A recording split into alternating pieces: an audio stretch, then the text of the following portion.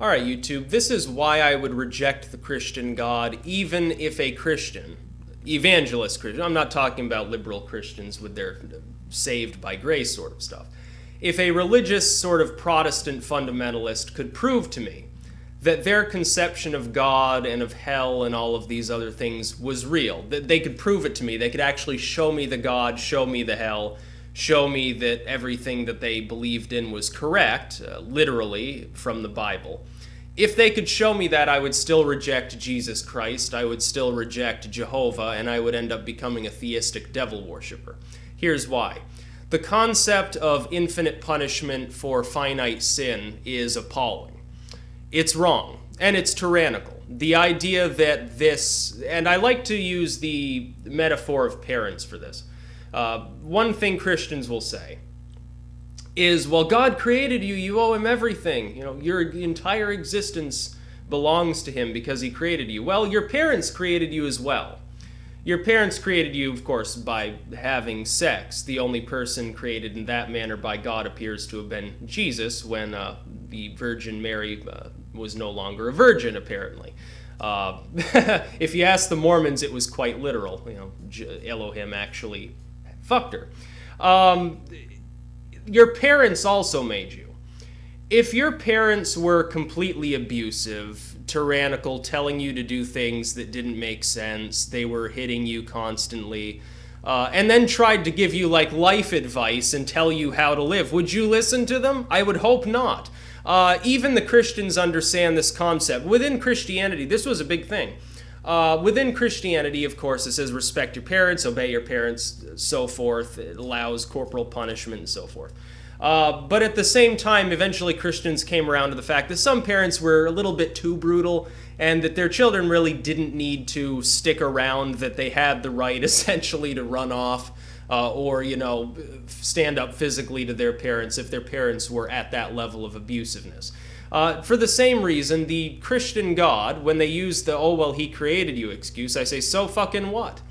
If this God exists as these people actually suggest and is primarily concerned with roasting sinners forever, which, by the way, is nowhere in the Bible. Revelation talks only about Satan and his army getting cast into the lake of fire. But let's indulge their perhaps not quite doctrinal beliefs here and assume that what they say is magically inspired, divinely inspired. It's just not in the Bible for some reason. Let's assume that they're right. What reason would I have to worship this being? It's not a being of love. They can claim that, but all I see is a lot of suffering. I see a lot of screwed up shit. They'll say, well, Satan's the one that made the world screwed up. Well, Satan's not the prince of hell. It's quite clear that God creates this lake of fire that these people are always talking about. Satan is getting tossed into it like just another sinner, according to the book of Revelation. So what's the purpose? Another thing they'll say is, well, wouldn't you worship God just to save yourself from this horrible torment? No. I would rather take that punishment forever, even, and roast in the flames alongside the devil and demons clawing my flesh and slamming me into meat hooks and putting me into furnaces and sodomizing me with cactuses and all this other stuff they, I guess, imagine happens in this mystical realm where I guess you must have a physical body or you can't feel pain. Maybe you're a ghost of some sort or a cyborg. I don't really know because none of it's actually in the Bible. But let's assume that that's true. I would rather go through that than spend the rest of eternity knowing that I made a decision out of cowardice, essentially, to give adulation to a deity that doesn't deserve worship. In fact, if you read the Jewish scriptures that come before most of the books in the Bible, the ones that actually talk about the fall of Satan from heaven, it's not exactly clear how this being relates to the Satan of the New Testament because they appear to have different attributes. One comes back to the world, tries to take it over. That's nowhere in Judaism. There's no prophecy in Judaism that talks about that. That's all extra canonical to the Jews, which might be why they reject Christianity and chuckle at it. In fact, they don't have an eternal hell either. Neither does the Gospel of Nicodemus, but we'll talk about that again later. I should cover the Apocrypha. There would be no reason for me to worship such a being. It's a tyrant. It's an insane being, too, one that doesn't make sense, even based on the things that are done and said in the Bible itself. This being spends the Old Testament commanding people to genocide for little or no provocation. Repeatedly wipes people out, often has his followers killing small children, raping women, and so forth. It's all in the Bible. We've all mostly read it. If you've read Leviticus and other parts of the Old Testament, Genesis, Exodus, and so forth, you know that it's in there. It is. They can claim that it's not, or they can claim exceptions, say, well, that's God's chosen people. Well, I don't ultimately care. And I think God would be a little bit small-minded to actually choose one race of people over another anyway. And if they're God's chosen people, then why aren't you a Jew? Why are you worshiping Jesus when the Jewish scriptures clearly don't agree with the fact that he would be the Messiah? Not exactly clear why. No, even if they could show me that hell actually existed, I would rather go there than worship this being. Then they say this, and there was actually a comment that I just okayed, I think, yesterday. It was something like, if you're tied to the train tracks but you don't believe in trains, it's not going to stop the train from hitting you. Well then, first you haven't actually proved to me, it's kind of a bad metaphor, because first you haven't actually proved to me that your point is correct and that these places and things exist. You haven't shown me any evidence that there's a hell. You can say, well, survivor testimony, this person saw hell. Well, I can just claim that's a hallucination from a near-death experience. I don't have to claim, I don't have to acknowledge the fact that that's actually where someone goes when they die. Maybe it is, maybe it isn't. They say, well, there has to be a God to create everything. You know, existence couldn't have gone on forever. Well, yeah, it could if God could. But we'll leave that alone as well. And we have to give a lot of respect where respect hasn't been earned when we're even talking about the concept of someone being able to prove that a God exists. But if they could, I wouldn't worship this being. I'd rather worship Satan if I knew that these two beings actually exist, because Satan is the good guy. Satan isn't punishing anybody. Satan, in fact, does very, very little in the Bible. Very, very little in the Jewish scriptures, other than some of these fallen angels happen to have sex with human women, producing a race of giants that some Christians still claim actually existed, which is a bunch of bullshit. Probably what they were seeing were early hominids or something like that hadn't died out at the time. You know, those, I can't remember what the scientific name is of that one hominid that was like 8 feet tall. That's probably what they were seeing. They were just confused about what they saw at the time. But if I assume that this God is real, and I'm assuming it's not the God of the Christian churches that talk about grace and, you know, they're primarily, it's fluff buddies. They're talking about feel-good gospel. They're saying, well, everyone should go to heaven eventually, or they believe in purgatory. Purgatory, I'll give you. If this being existed and it could be proved to me and I knew there was a purgatory, then yeah, I'd say, okay, that God sounds all right. It's probably not pleasant to be, purged for 1,000 years, but it's temporal. The punishment and the crime fit together because the crime was temporal. It's not like the person sinned for an infinite period of time to warrant being punished for an infinite period of time.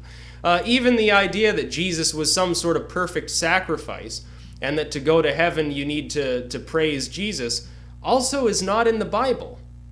It says to come in Jesus' name, but it's not even clear that he was talking literally. It appears to have been more of a metaphor, as in do what I'm doing because you shouldn't be hurting people or worrying about what they're doing. You should just pray and, be an ascetic, monk, sort of hermit, migrant, and wander out in the wilderness with no belongings. That appears to have actually doctrinally been the case. If you read the New Testament again, you'll see that that's perhaps very much true. But even ignoring the concept of Jesus for now, just the fact that this God, they bundle the Old and New Testament together, they claim both are divinely inspired. That means clearly this God that later changes his mind and decides he needs to forgive the world by killing his own son, which is also him, spends most of the Old Testament doing butcherous, terrible things.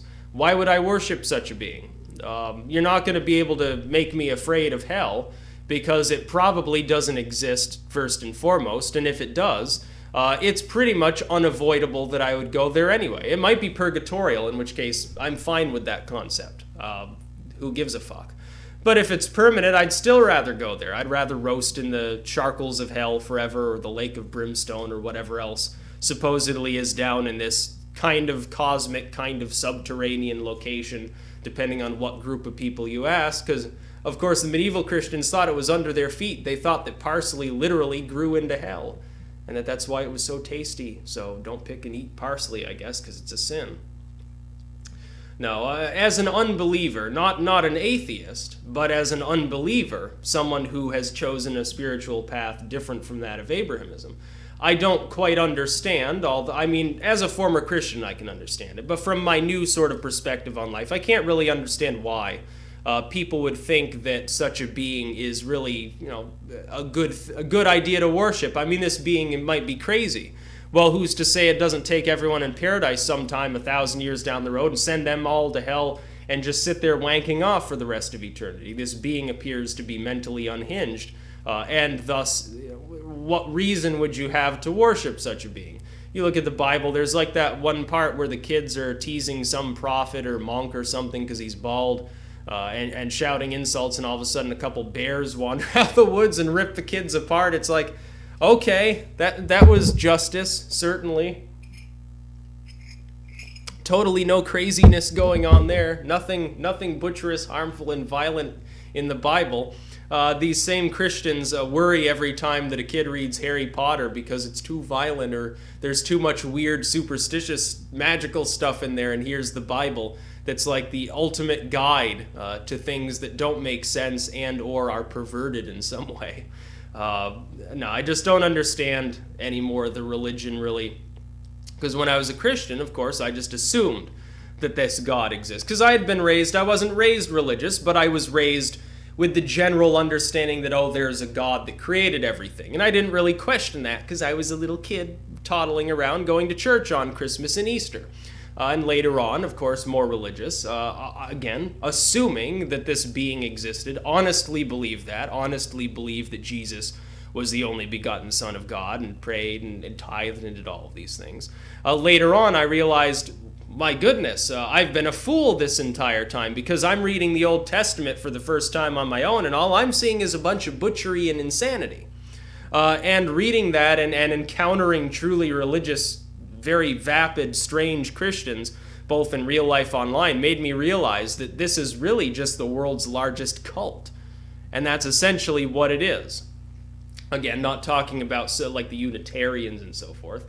They don't really care about the concept of hell. In fact, some of them don't even care what religion you're a member of, and still say, well, everyone goes to heaven. Jesus died and that was the end of it. Satan's defeated forever. Everyone's got grace. Do as thou wilt, because essentially it doesn't matter. The only way you can go to hell is to consciously reject heaven and deliberately oppose yourself to this God and his Son.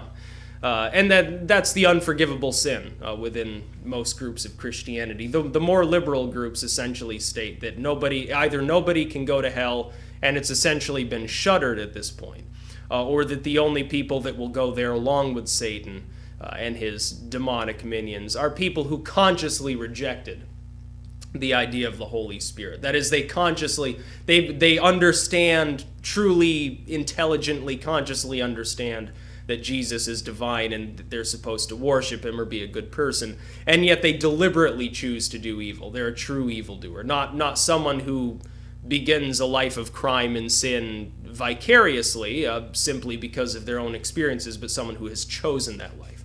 Someone who's conscious of it, which rules out hell for people who are retarded, mentally fucked up in some way, or misled by the world, which I think is an acceptable doctrine.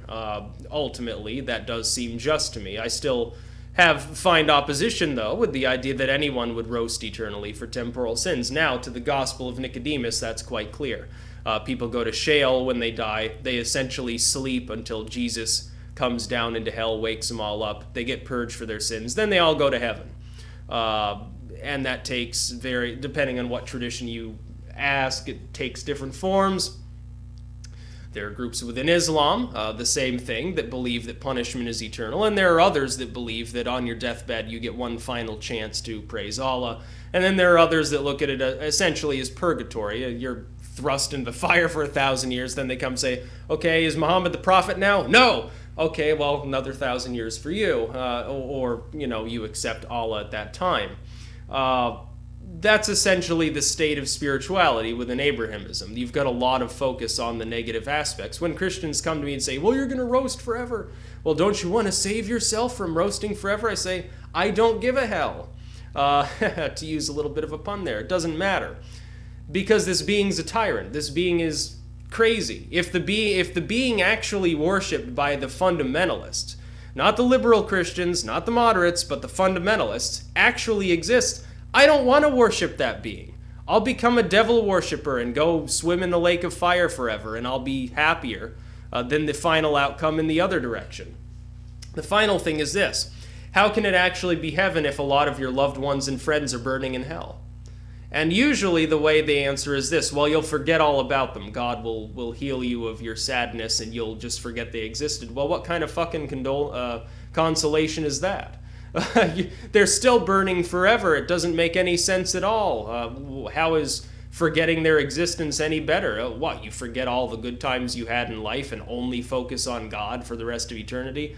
I don't want some boring afterlife where all I'm doing is sitting there crying and praising God like it's a fucking Mormon tabernacle service. I'm not interested in that anyway. It sounds boring to me. If you've ever, I know this will be corny, but if you've ever watched All Dogs Go to Heaven, what happens when they actually go to heaven? They end up leaving heaven because it's too fucking boring. Well, that's kind of my feeling on it. What's the fucking point? It's ridiculous. It's retarded when you think about it. I think these people are emotionally not all there. If they actually believe such a place exists and they're actually comfortable with that and they worship this deity, there's something wrong with them. Because surely they are either misled and just don't understand the butcherous parts of the Bible and sort of have made a million sort of mental excuses for it as to why God had to wipe out those horrible children over there or command his followers to rape babies or something. Or they believe this and have no problem with it and they're really that violent and sort of insane. It doesn't make sense, to tell the truth. It's rather sad that people can believe that such a deity actually exists. It's nothing like the forgiving God that you see in some groups within Christianity that essentially say, well, there is no hell. Jesus wiped everyone who's dead already is already in heaven and you'll go there too. And everyone's been saved. There are even some that say, well, Satan can be saved too eventually, maybe 1,000,000 years down the road. That sounds okay to me, and a concept of purgatory is fine. But the idea of being punished eternally for simply rejecting one person, regardless of who that person is, makes no sense, especially if it's a Lutheran sort of group and they believe in sort of fate. If they believe in that, then God's even more of a tyrant, because not only does God know that you're going to go to hell and do nothing to stop it, but actually wills you, perhaps even against your own desire, to go there. That's even more tyrannical. I think that, and this is sort of the root of all Protestant tradition. The Baptists and Pentecostals are almost tame, except in their own behavior, but as far as their philosophy goes, they're almost tame compared to some of the early Protestant groups. It's rather strange that this religion has actually grown, and I think that the Western world has advanced to prominence largely in spite of Christian values instead of because of them. The same with parts of the Islamic world that have modernized. Largely it's been in spite of the fact that they happen to be filled with Muslims, because when you believe that the world is corrupt, fallen, sinful, and evil, and run by this horrible redskin pitchfork-wielding little Satan, what's the point in trying to improve the world? You're going to die anyway. You're going to go to heaven. It doesn't matter what happens in this world. Martyr yourself for all anyone cares, because it doesn't matter. Now, the world's going to get worse and worse over time, eventually end and get split in half and turn into a giant pile of lava. So what's the point of making the world beautiful? What's the point of art and poetry and enjoying life? There is none. You can have as cold, black, mechanical, and horrible a world as possible, and these people won't care. They'll say, well, yeah, of course life's horrible. Satan's in charge. But the thing is, their own apathy is what led to it being horrible in the first place. It's another little philosophical thing. It's a very niche-y sort of philosophy, and it's very true. You see that. The primitive people of the third world running around in the jungles with spears had a better life than a lot of people in the advanced world until fairly recently. When you really think about it, I think most people don't want to admit that is actually the case.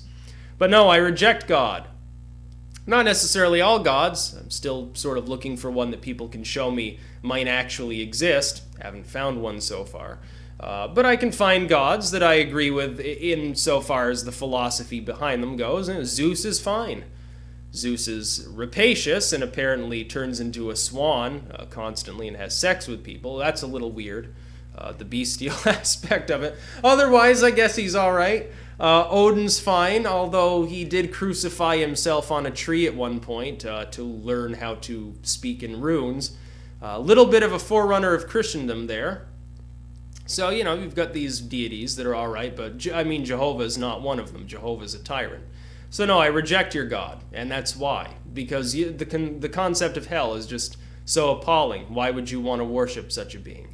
Giving me the whole, well, he created me, so I owe him thing. Well, so did your parents. If they were that abusive, you'd run away. And you wouldn't owe them any allegiance. You'd feel sorry for them. You'd feel like, oh, well, the only person you'd be praying for is God himself, to grow a pair, and to mature a little bit and stop being a spoiled, jealous little child tyrant. You should be praying for your God to grow some sense. That's what I believe. That's about all. Peace out.